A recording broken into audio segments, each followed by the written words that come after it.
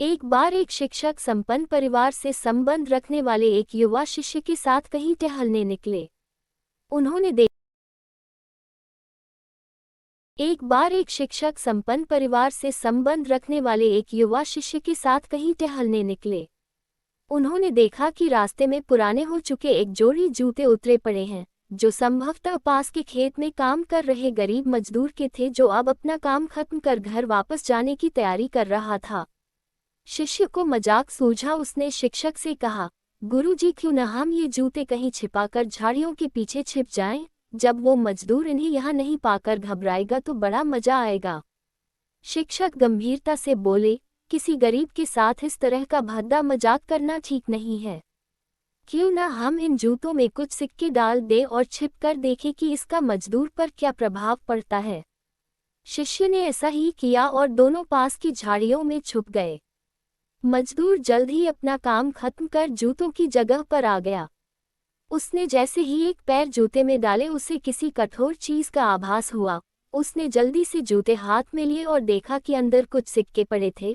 उसे बड़ा आश्चर्य हुआ और वो सिक्के हाथ में लेकर बड़े गौर से उन्हें पलट पलट कर देखने लगा।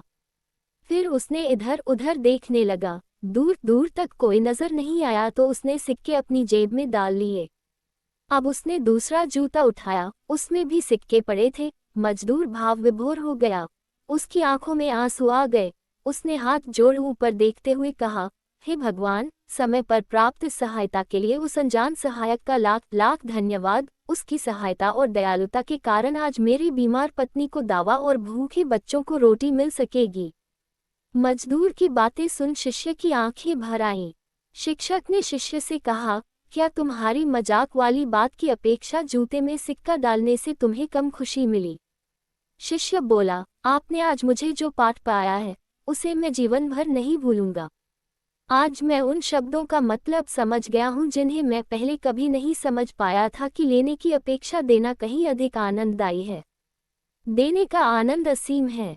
देना देवत है। दोस्तों, सचमुच जॉय ऑफ गिविंग से बढ़कर और कोई सुख नहीं है।